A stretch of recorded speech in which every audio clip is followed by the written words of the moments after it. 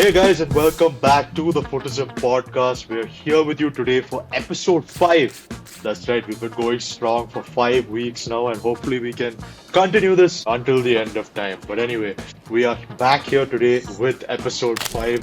It's been an interesting weekend of football, particularly with the Liverpool City match. But we'll get into that in a while. We thought we'd kick things off on a little bit of a light-hearted, slightly controversial note because we're going to have a little game for you guys. It's a game that I have seen being played online on a bunch of reels and a bunch of other podcasts as well. So, just slightly nicking it, stealing it. But that's all right. We're not at the subscriber level yet where people will be bothered by that. But anyway, let's get right into it. It's a game called Red, Yellow, or Play On. It's a very simple concept that's obviously related to football, where I'm going to put out certain statements to you guys, and you guys have to decide individually whether that statement or that hypothetical situation is worthy of a red card, a yellow card, which means it's kind of bad but not too bad, or you can play on. It's not a big deal. Fucking bullshit, man. Come That's on. a red. That's a red, yeah. Red. I'm done hearing about 15 UCLs. I'm gonna say play on because if that's the last piece of happiness in someone's life, and that allows a person to relive his all good memories, let him live his life, please.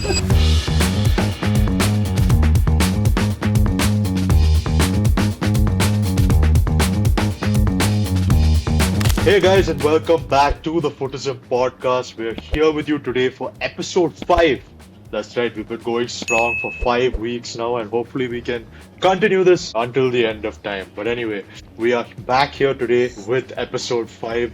It's been an interesting weekend of football, particularly with the Liverpool City match. But we'll get into that in a while. We thought we'd kick things off on a little bit of a light-hearted, slightly controversial note because we're going to have a little game for you guys. It's a game that I have seen being played online on a bunch of reels and a bunch of other podcasts as well. So, just slightly nicking it, stealing it. But that's all right. We're not at the subscriber level yet where people will be bothered by that. But anyway, let's get right into it. It's a game called Red, Yellow, or Play On. It's a very simple concept that's obviously related to football, where I'm going to put out certain statements to you guys, and you guys have to decide individually whether that statement or that hypothetical situation is worthy of a red card, a yellow card, which means it's kind of bad but not too bad, or you can play on. It's not a big deal. You can just keep going with the game. It's a totally fine thing to have. And this game today is based on us, the fans. What us fans generally do on a day-to-day basis. And whether you guys like it or not, you can decide based on your choices. So yeah, let's get right into it. I'm gonna remain like the moderator for this one, so you guys can decide. We'll start off with number 1, which is fans wearing jerseys with their own names on it. We'll start with you, Abe. What do you think is that? Is that worthy of a red, a yellow, or it's fine? You can keep going with that. That, can you turn around? It's AC Milan. Okay. We see. Yeah. Let's say I'm not a big fan of it, but I feel it should not be a red card, but I would say yellow card.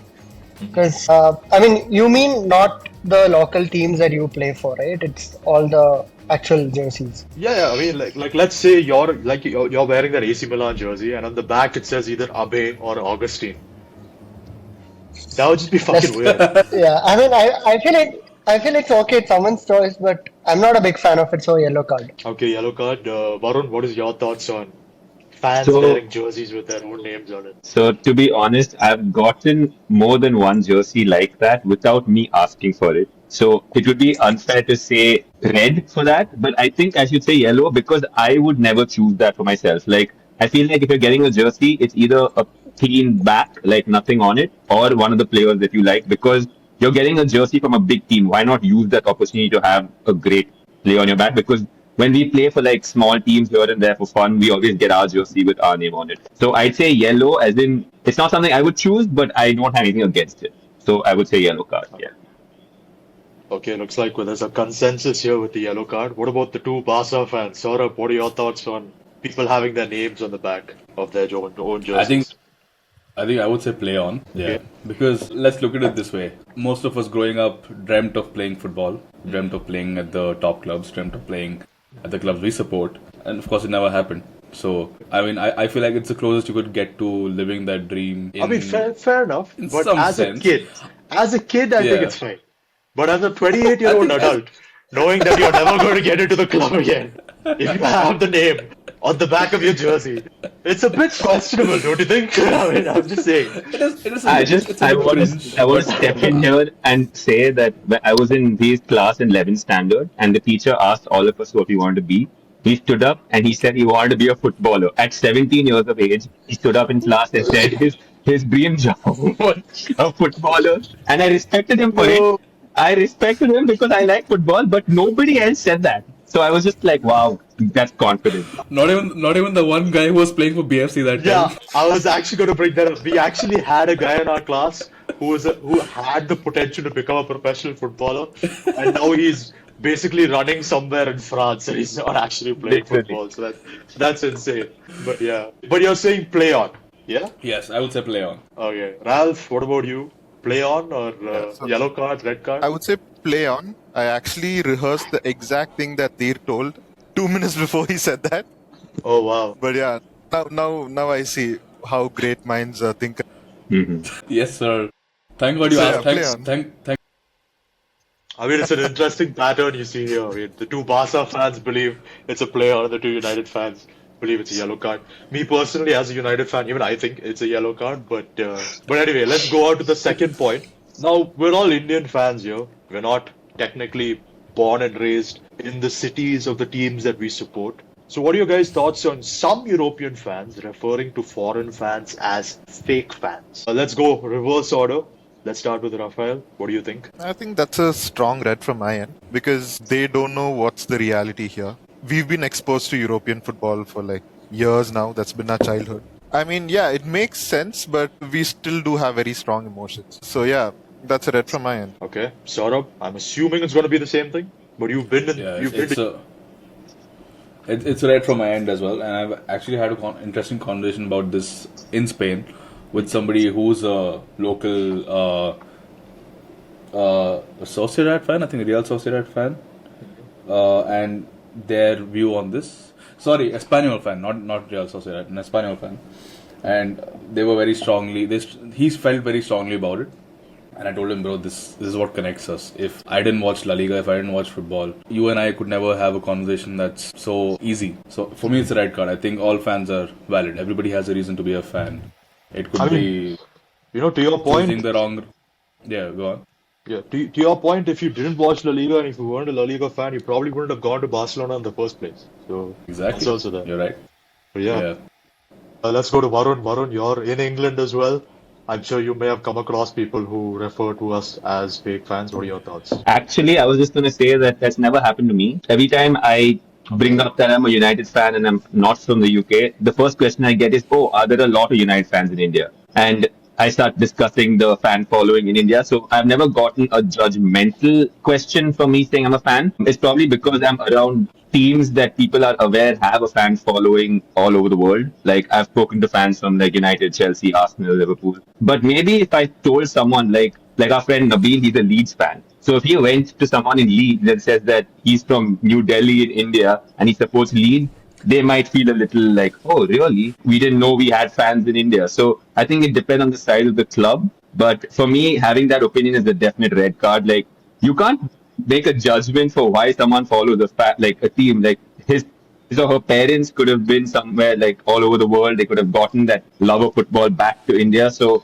I feel like it's definitely a red card if you have that opinion. Fair enough. I think we're going to all have red cards here, but Abhay, you could change the mold. What is your thought? I feel the right answer is red card, so there is no Yeah. point in changing. But at the same time, I strongly believe that you should support a local club as well. I mean, yeah, I think we Malappuram all, FC, vamos. yeah, we all have our local clubs we Malappuram support FC. here. I mean, considering, I think basically, if you guys didn't know, me, Rafael, and Varun are in Bangalore, or Varun is in England, but his family lives in Bangalore. We support Bangalore FC, and yeah, Abhay and Saurabh. What? You're not a Kerala Blasters fan, bro? Saurabh? No, I'm You're a a Bangalore BFC FC fan, bro. Come on. Oh shit! Okay. My bad. I discriminated against the guy who just said Malappuram FC, but yeah, he's a Bangalore FC fan as well. I And once they've got- I once sat in a derby in the away end with the full yellow stand, and I was the only one wearing a blue. Oh shit. That's how is you got all injured. Safe. Yes. I spoke in Malayalam. Bro, that's even worse. If you're speaking Malayalam and wearing a Bengaluru FC jersey, that's not gonna go well. It worked out. I'm here. But yeah, all right, let's go to point 3. Now, this one I think is something again we can all relate to. One of the many ways people abroad actually become fans are through video games, of course. I'm particularly talking about FIFA and to a lesser extent Football Manager. So, what are your thoughts on fans using FIFA and Football Manager to justify that they understand football perfectly from a tactical perspective? Abe, let's start with you. I mean, I feel it's a red. It's a straight red. Not even a second yellow. It's a straight red. Yeah. Because Bro, I see, managed to buy Cisco for 15 million. Why couldn't we do it in real life? I mean, United has the potential to win the Premier League because I was playing semi-pro in FIFA and I won it. Yeah, exactly. Yeah, I just played beginner mode and I managed to beat Prime Real Madrid 10-0 on my save. Why can't we do it in real life? Varun, what about you? I'm assuming it's going to be a red card. I mean, yeah, so I was going to say that, of course, if you're a football fan in general and you're saying that you understand the game a little more because of playing these games, fair enough. But you have to watch the real game to see the difference. You can't just play FIFA, Football Manager, and then come out and act like you know more than people who actually follow the sport. So, yeah, I would say red card for me as well. But, yeah, like, people actually learn from these games. Like me myself, like I feel like when I was getting into football, FIFA was a big reason why I learned a lot of names, teams, things about football. So I would say that's important, but it has to go side by side. It can't just be games. So yeah. Fair point. What are your thoughts, Deer? FIFA managers and football managers thinking that they're tactical geniuses. What are your thoughts on that situation? I think it's a yellow for me, not a hard Okay. red, because Okay. I mean, like Varun said, I think it has to go side by side. I don't think it can be you can't just be playing FIFA and assuming that you know all of it. Because I do have a friend who plays a lot of FIFA, and he's a Spurs fan, and he's not somebody who watches a lot of football. In fact, he started watching a lot of football after he started playing a lot of FIFA, and he does have really good tactical knowledge as well of understanding like set plays, all of that stuff, positioning, everything. So I think it's a yellow for me. I mean, to that point, I think I just remember that there's that guy who, I mean, he's recently fired by Southampton, but Will Still was very famous for actually getting a job in managing through playing Football Manager repeatedly over the course of many years. So that's pretty interesting. But Ralph, what are your thoughts? I would say let it fly. It's all right. I think if you compare me and you back in school, you are more of the notebook nerd when it comes to football, while I used to be the one running around. And True, yeah. I think Varun was there in the middle, neither the nerd nor the. He was yeah, the I one would say basically let it running into the pole. So But yeah, say, jokes yeah, aside, continue. it's fine. Yeah, those are two ends of the same spectrum, so it's fine. I would say let it fly. Alright, cool. We've got 2 more points here. Bringing up club history when arguing with fans from another team. Let's mix it up a little bit here. I'll randomly pick a person. Let's start with Saurabh. Saurabh, what are your thoughts on this Oh situation? man, I need some time to think about this. But that's interesting because I would say for a long time I was against it. But now that my team hasn't won a Champions League in so many years, I feel like I'm a little bit okay with it. Come over to the dark side, my friend. Come over to the dark side. No, it's not that dark. It's not as dark as yours. We're fine. I mean, fair enough, yeah. Varun, what are your thoughts So on I the would. situation? Hey, wait. Oh, sorry, I didn't say yeah, which you one. gotta give me it's a red, yellow, or play on. I think it's a yellow. It's yellow, okay. Varun, what are your thoughts? Wait, I think United fans are not allowed to bring up history. Everybody else, they should be. That is fucking bullshit, man. Come that's on. a red. That's a red, yeah. We Literally, I won. mean, fuck. United fans, yeah, although it's not Champions League, have won a European competition more recently than Barcelona. So I'm not going to.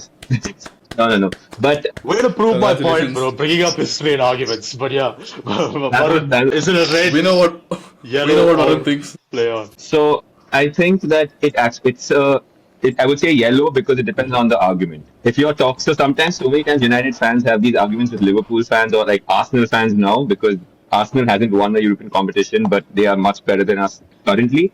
So I feel like it depends on what the argument is. Are you talking about right now, or are you talking about as a club ever?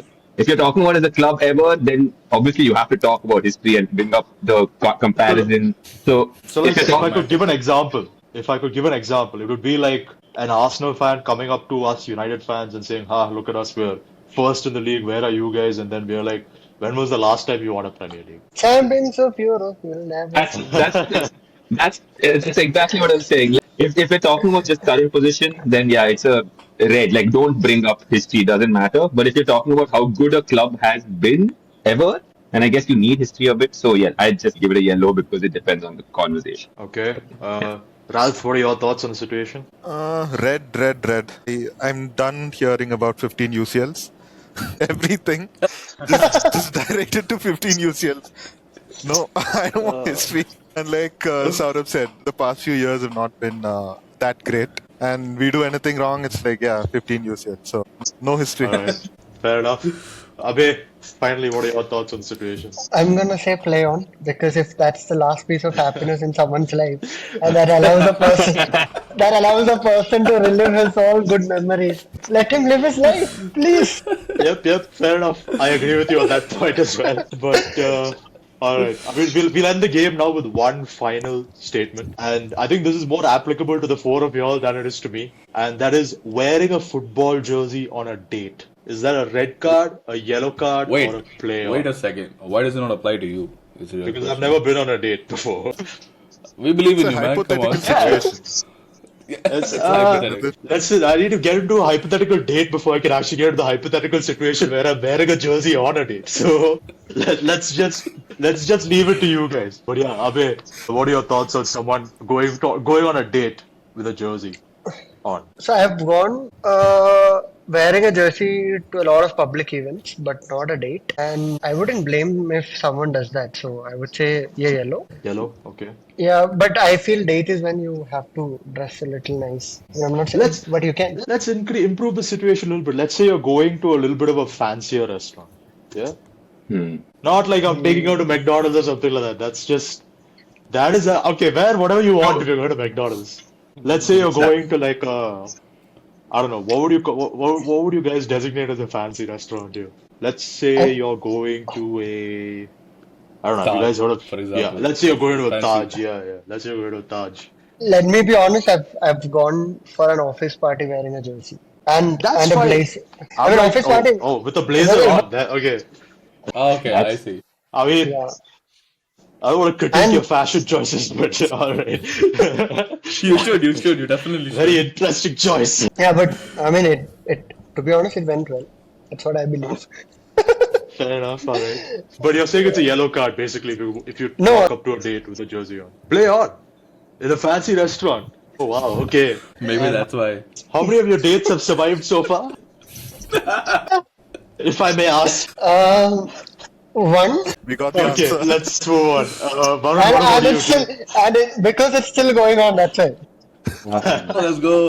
All right, fair enough. Varun, what about you? Is it a red card, yellow card, or a play on? So it's funny that you asked this because I think it was like today, earlier in the day, when I saw a reel about like not wearing proper outfits to dates and people wearing jerseys. So to be honest, I feel like one, obviously do whatever you like, but if you want someone who might not be a football fan to like you, then I think there is an appropriate way to dress for a date, and I think doesn't have to be like a suit or something, but nice clothes, especially if you're going to the Taj. So if you are going to a big fancy restaurant, I feel like the person's gonna get like the wrong idea of you in a jersey. They might be like, he didn't plan enough for the date, or he came from somewhere else and it was like, like it wasn't fully about the date for them. So I feel like for me, I would say red card because if you are going for a date, you can plan accordingly. You can look better than what you look in just a jersey. You're not going to wear a suit to a football game to watch it. Are you going to feel freaking hot? So I feel like it depends on the situation. man. That way. So, Yeah, jersey and on top With of the that. jersey inside here. but yeah, I think dress I mean, nicely I've for a always- date. Dude, Yeah. you're not gonna believe. I'm gonna put a picture on the group after this. I've actually been to Bengaluru Football Stadium wearing a suit. You're the president. And then No, I but- take it all back. VIP box. So I can do both the other way around, but everyone else should follow a dress code. That's what I would say. Not all of us are as good looking as Abe, basically. Exactly. So yeah, they say Alright. red card. Saurabh, what are your thoughts on the situation? I think play on, because people say you should. A lot of your outfits, your best outfits are the most expensive ones. Okay, so I walked. If you can go to a date wearing an Armani, which maybe is Okay. like, let's say 11K. Okay. I walked into an Adidas store last night, and the Messi World Cup jersey was 9K. Exactly. Okay. So why not? I mean, it's as expensive, it's as fancy. If the Taj guy doesn't let me in because I'm wearing a jersey, I'm not showing the damn price tag, brother. This is more expensive than your whole suit. Okay. Fair enough. So for me, it's a play on. It's an absolute play on. Good I mean, point. people say slightly controversial, but people say, oh, women spend so much money on this thing and they work hard to look good. I mean, that damn jersey is 9K, man. Come on. Good point. If I see where you're coming from. it's a replica, then no. Yeah. If it's a fake footballjerseys.com, no. Alright, Ralph, we'll end with you. What are your thoughts? Play on, Well, red I would card or say yellow card? it's a yellow for me. If you're the only one wearing the jersey, that's kind of weird. But I would say if you all both wear it, that's kind of cute. Nice. So That was cool. Right? Yeah. That's goals, that's my bro. take. That's goals. Come on. Yeah, I mean, yeah. That's We are a not. good, We The are. other We are. person is into You it. should that's a put it good in shout. immediately. That's a good shout. Yeah. What about you, Nitin? Ooh, I think it's a very similar situation to what Ralph said. If you're going out on a date with a football fan and they're also like fine with it, I think it's pretty okay. But it also depends. If you're getting in from jerseys and more, don't fucking bother. Just wear a nice shirt and a nice pant or something like that and go on the date. But I mean, hey guys, That- listen. I have a point to this. I mean, we're discussing jerseys.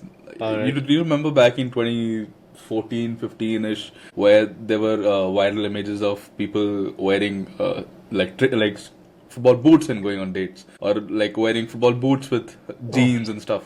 I've The- seen these. the I've seen like AstroTurfs? Predators. No, like regular. like actual fucking studs. Yeah. Oh my studs. god. Okay. Okay. Okay. Yeah, I'll send you the images if I find it right after this call. I feel like they would have slipped a lot. How do you walk around in studs everywhere? Yeah, yeah. Maybe they went I hiking. mean, Or maybe that's I how think that's how they fell for someone, basically. I think on that date you'd literally get a red card if you stepped on one of their toes or something like that. So I think it's totally. I think that's a definite red card if you end up coming up. Unless football you're wearing studs. unless you're wearing a Real Madrid jersey, you're safe. Or if Nagrera's your waiter. Yeah, that's that. Again, we're going so off point now. Let's get back to the football Talk about this discussion. for so long.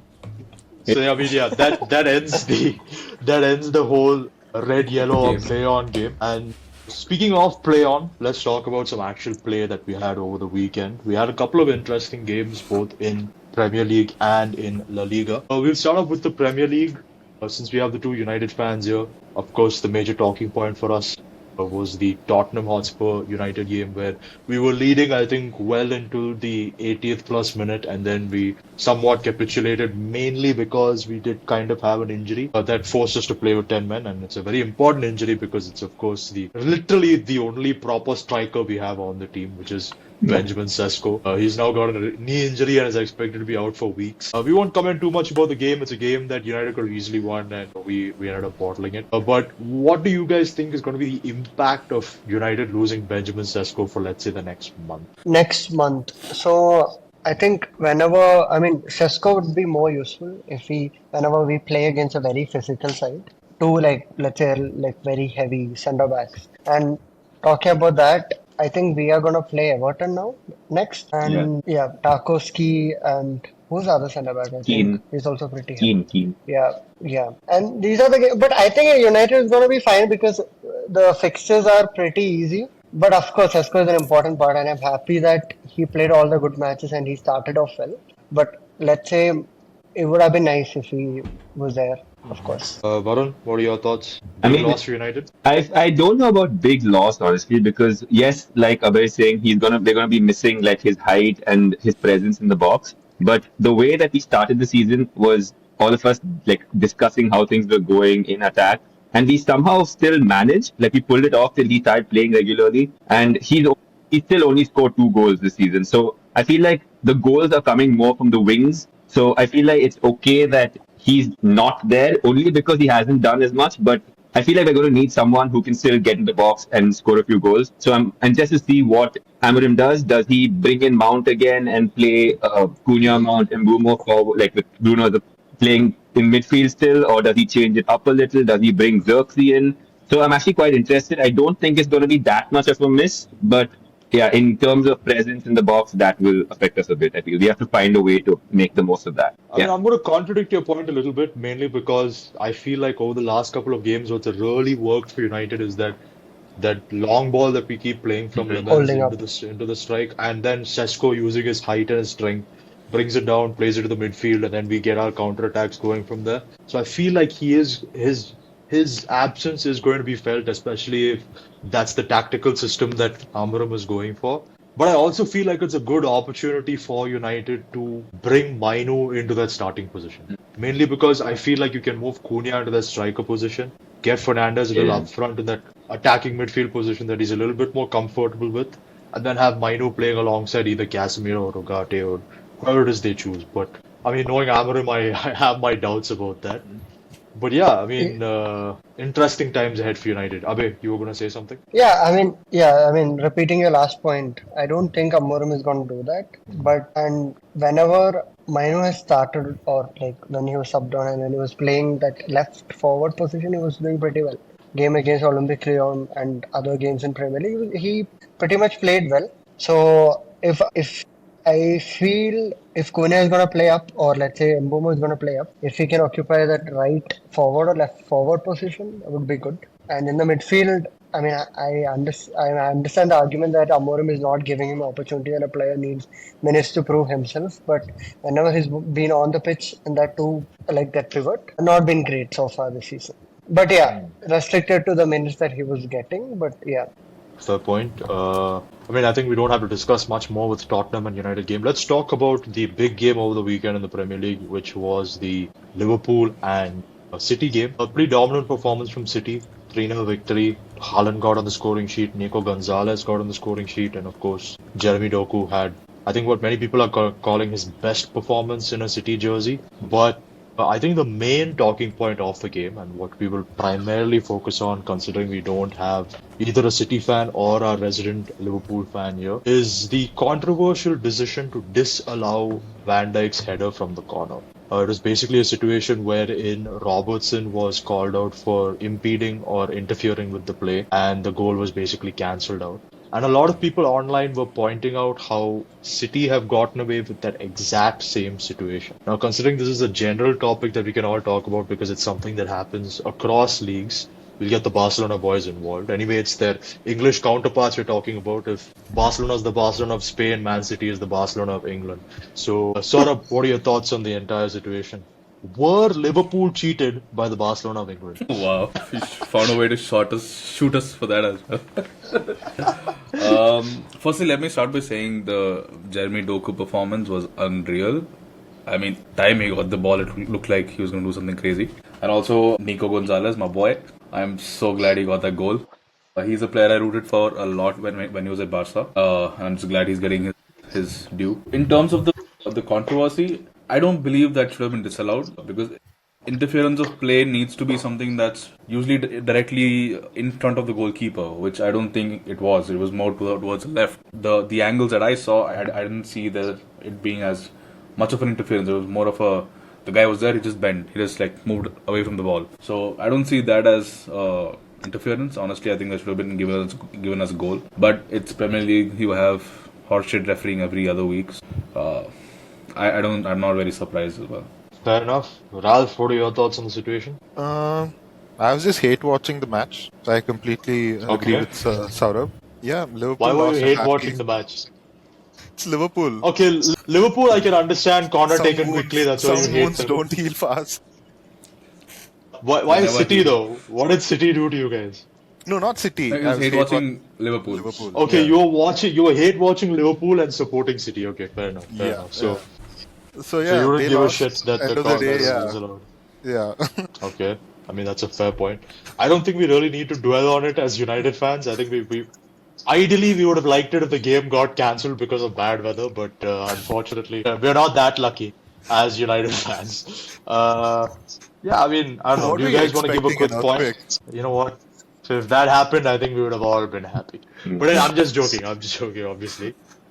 But I mean, We don't we don't I want would. we don't want to get cancelled with three. We don't want to get cancelled with 3 subscribers, man. Come on. But Varun, Abhay, let's keep our points concise about this. I think we would both be in agreement that the goal should have been allowed because it was a pretty weak decision on Case. the I mean, referee's part. I don't agree. Like the thing is, what we see from the cameras and what we think is from the keeper's position, I don't agree that it should have stood in the first place. So the thing is, in that kind of situation where you have someone offside, and the rule is that if someone is in front of the goalkeeper and the ball's coming even in some way in that direction, and the player's offside, it shouldn't be a goal. It should always be like that. So I feel like City getting the goal last year against Wolves, that was wrong. That was a wrong call by the referee. But yesterday felt fair because he's in front of the goalkeeper. He's already putting him off, and the player's not supposed to be offside. If that was allowed, then a lot of players could be like offside and just standing all over the place.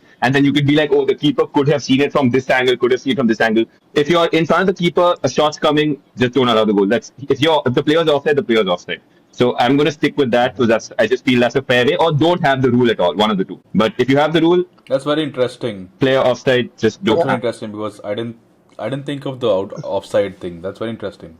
That Yeah. makes sense. It was offside. Yeah, That was so the call. That impeding- was the issue. yeah. Sorry. Yeah, impeding always was only if the player is offside. Otherwise, it does not matter. Right? Yeah, it doesn't. And so, I mean, I just agree to Arun. I'm going to agree to Arun because I mean, how I see it is, let's say the ball, if Robertson was not there, the ball was not coming that fast. Goalkeeper could have saved it. And if you draw a line from Van Dijk to ball when it's on the goal line, and if Robertson is coming in between that line, that means it should not be given. That's what I believe in, or that's what I think, because goalkeeper could have saved it. And in a different scenario, if the ball instead of the header, if it was just a strong shot and it was just a sudden movement, probably I would have a different opinion on that. But now I feel it should have been. I mean, I think the referee made the right call, and as Varun told, last year's call was wrong.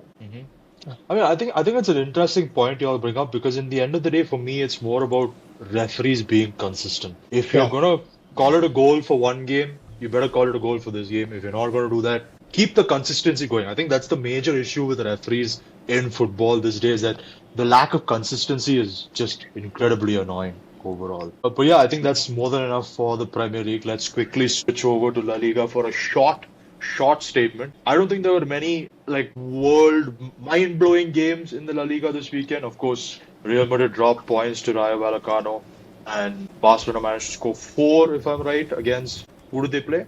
Celta Vigo? Yeah. Yeah. But the main point I want to talk about is everybody's favorite player here, everybody's favorite player to hate on, everybody's favorite player to love, and that is Lamine Yamal. We love talking about Lamine Yamal on this podcast, and I won't use the expletive word that we're now associating with Yamal, but girlfriendless Yamal is absolutely killing it, and he seems to be back in form. Let's just stick with the Barcelona boys here. What's it like having girlfriendless Yamal back in action and killing it?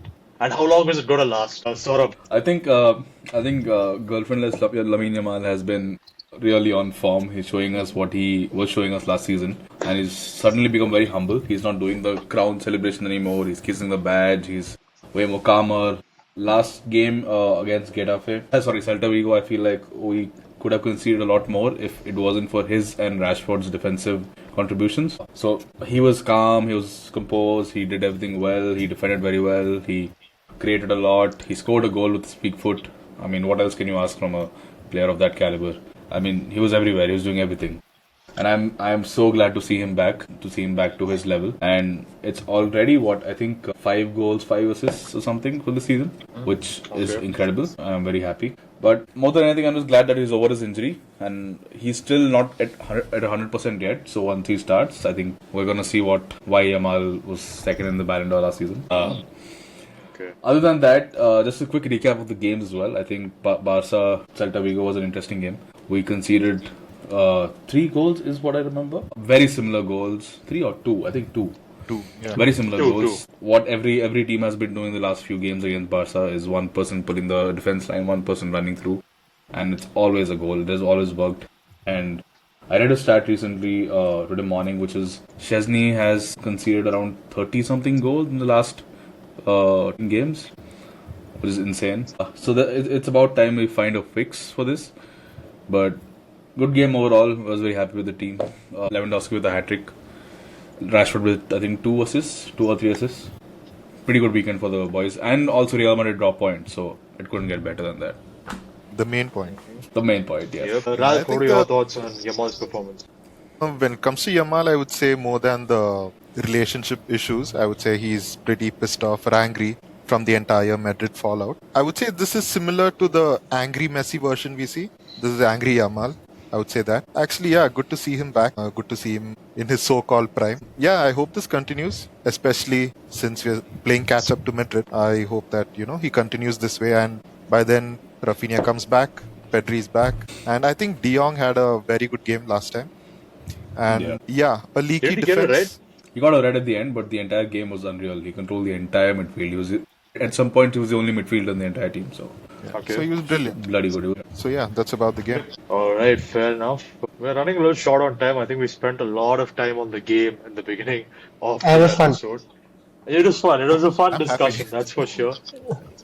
Let's do a little bit of a recap on some of the key talking points over the last couple of weeks. Actually, the last week, so to speak. And of course, one of the major talking points in the world of pop culture and football at the same time was the Piers Morgan interview with Cristiano Ronaldo. Lot of interesting takes from Ronaldo there.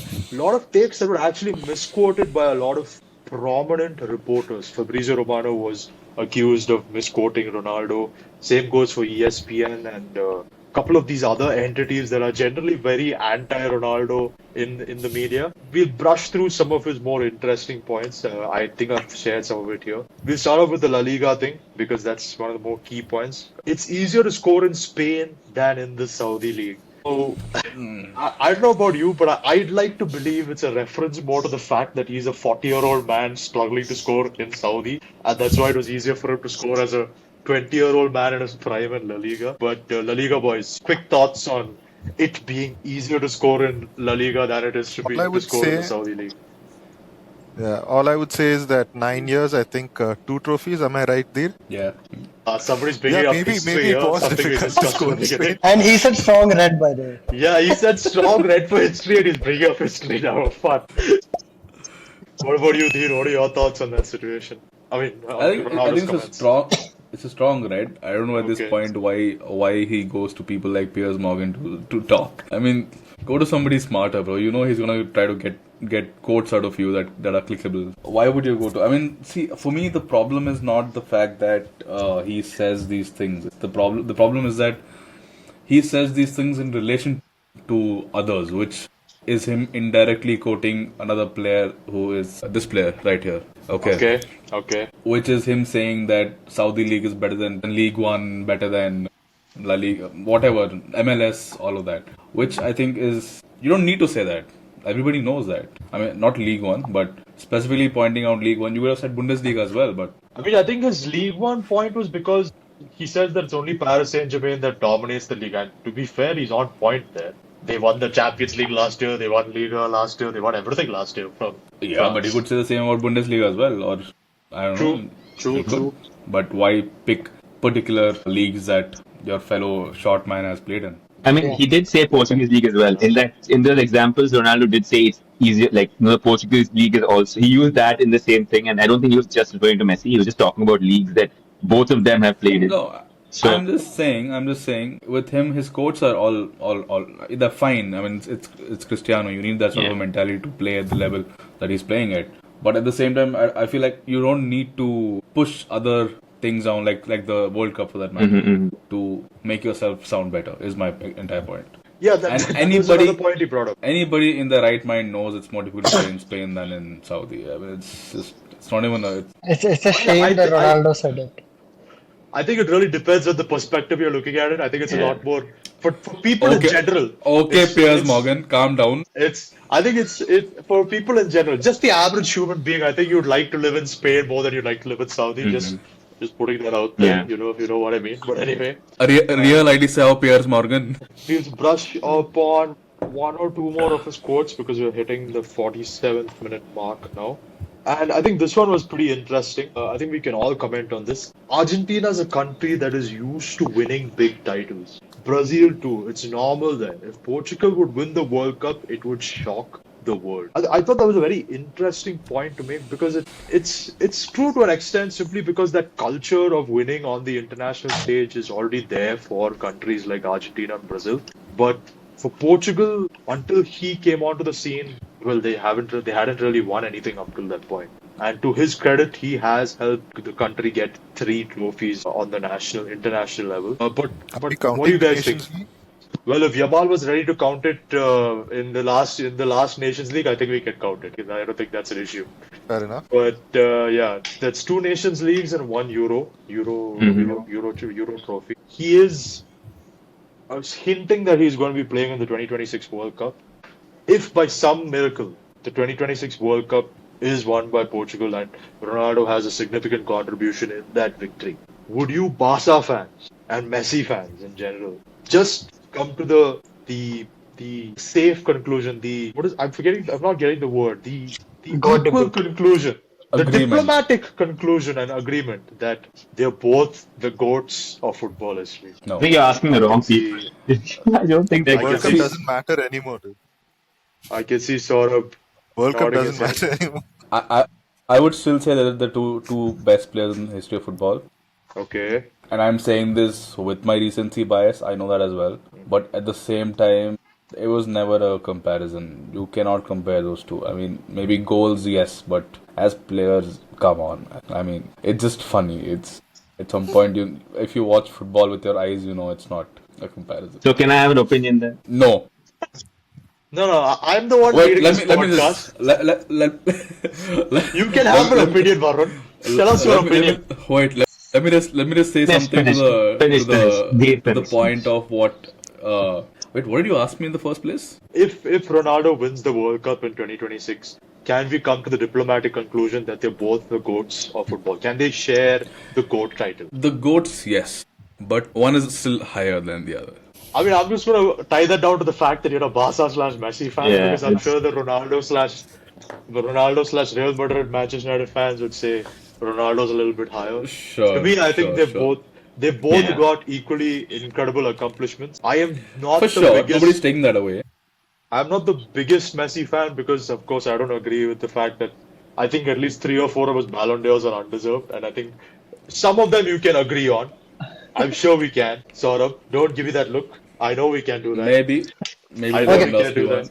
I know we Nitin. can do Van that. Dijk one, but Nitin, I would like to give an interesting statement. So Okay. everyone knows that I'm a Manchester tell him, United boy, fan. tell him. Manchester United fan, but I feel Messi is a better, or Messi is a Okay. complete player compared to Ronaldo. Tell him, boy. Yeah, fair enough, dude. In terms of passing, in terms of assists, he's there. In terms of goals as well. Messi is an incredible football player. There's no denying that. I The just best. feel like, okay, dude, you can keep it in your pants. I've got it already. Jesus Christ. Yeah, you love Messi. My God. Jesus. It has to be evident if it's not already. If it has to be evident, fine. But yeah, I mean, I don't know. I feel like they both. I think if Ronaldo wins the World Cup, they will end up as goats on the same pedestal. Of course, if he doesn't, it is obviously weighing in favor of Messi. I'm sure, much like Saurabh, Ralph also is on the Messi side of things. Varun, I think we're already hitting the 51st minute mark. So, Varun, what are your thoughts on this whole debate? And So, the potential you guys- for Ronaldo winning the World Cup. I think you guys better than anyone else know what I feel about Ronaldo. I'm a United fan that doesn't look up to Ronaldo, but there's no denying how amazing a player he is. And I'm not talking about Ballon d'Ors because I just don't like the concept of the Ballon d'Or. I feel like it's very unfair a lot of times. I don't understand how it works sometimes, how the voting works. I'm just going by how I've seen both of them play. And I feel like when you argue Messi or Ronaldo and you're in favor of one, you're looking at things that one player did, but missing out on things that the other player is doing. For example, Ronaldo, I would say, is a more complete striker. He can use score with any part of his body. He's more physical. He can get around any defender. He can get above any defender. Messi is a more complete footballer with the ball on the ground. You know what I mean? Like he's great at dribbling. His passes are insane, like literally like magic. Like he's in one place, the ball reaches somewhere else. So I feel like when you compare the two, you're missing these fine aspects of them. The fact that they can do so much together. If they were both one player, I don't know what would happen to the team they played for. They just probably go unbeaten for years. So I like to think that they're both That equally that would be amazing Matthijs players. if there were Who? Matthijs Cunha. Cunha, okay. Matthew Cunha, Yeah. So But I think they're both awesome. to I just Varun's think. point, very interesting point that Varun brought up, that he's the more complete striker, Ronaldo, and then he said Messi's the more complete player. We'll just leave it at that. I said player with I the mean, to me, ball on the floor. most- I Mic said drop. player with the ball on the floor. You're doing what Fabrizio did, bro. Don't take my quotes the wrong way. Yeah. It's a regular Fabrizio I'm just deal. saying, I mean, if you're talking complete players, I myself am a huge Wayne Rooney fan. He's the most complete player in my okay, at the End of podcast, discussion. now, Wayne Rooney is the let's one end the complete player. podcast. defense, attack, passing, engine. He had everything. Forget Alcohol, this burgers. Messi Ronaldo debate. Forget this Messi Ronaldo debate. Wayne Rooney is the goat. We'll end with that. I mean, I think we should end with that because we're already on the 54th minute mark. Hopefully, once we cut things down, it'll be a little bit better. But yeah, I hope you guys enjoyed the 5th episode of the Footism podcast. I cannot stress enough to get in on the conversation, share your thoughts and opinions on the things we've discussed in the comment section down below. Share this podcast with your friends. We're really trying to make it big in the footballing space here in terms of podcasts. We're trying to get onto other platforms as well, make our presence felt on Instagram, Spotify, TikTok, but that is all in due time. But at this point of time, what we would like you guys to do is like, subscribe, and share. And yeah, we'll catch you guys in the next one. Peace.